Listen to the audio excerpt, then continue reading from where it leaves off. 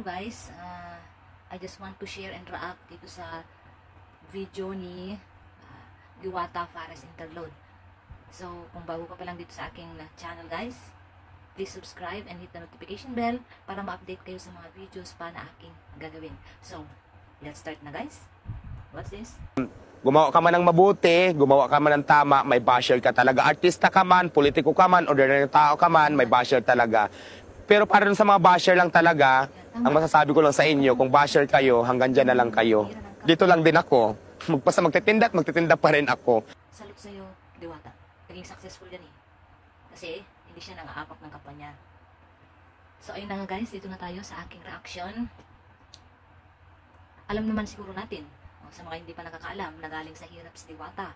Or, saka lang naman siya sumikat dahil sa kanyang Fares overload sa kanyang business. Pero bago man niya naabot yung ganyan guys, nagsimula siya muna sa pagtinda-tinda. At kung napanood nyo yung story niya, nagsimula siya o nagtrabaho siya ng kung ano-ano, naging construction worker siya. O diba?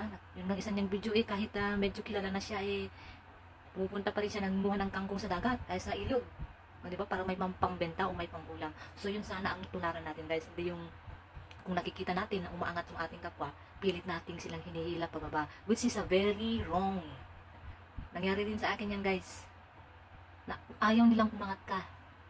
Gusto nila, sila lang yung nasa taas, di ba? Instead, imbes na tulungan ka, imbes na be thankful sila dahil nakakaangat ka na, alam naman nilang galing na sa hirap.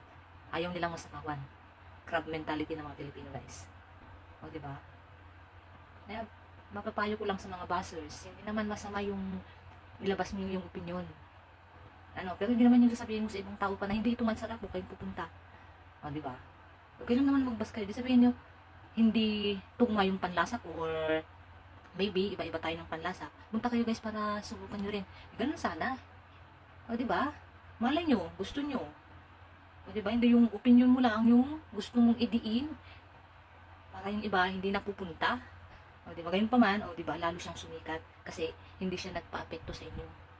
So, yun lang, hanggang dito lang guys ang aking reaction video at sana magsilbi itong aral sa ating lahat na hindi masama ang mainggit.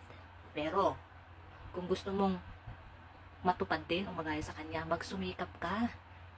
Lumaban ka ng patas, yun nga sabi nga ni Diwata. And never stop dreaming. Dream high, hindi yan masama. Basta, gawin mo sa tamang paraan. Yung hindi ka naninira at yung wala kang naapakan na kapwa. So, thank you guys. I hope if you like this video, please leave comment below and paki-follow na rin, subscribe. Thank you guys for watching.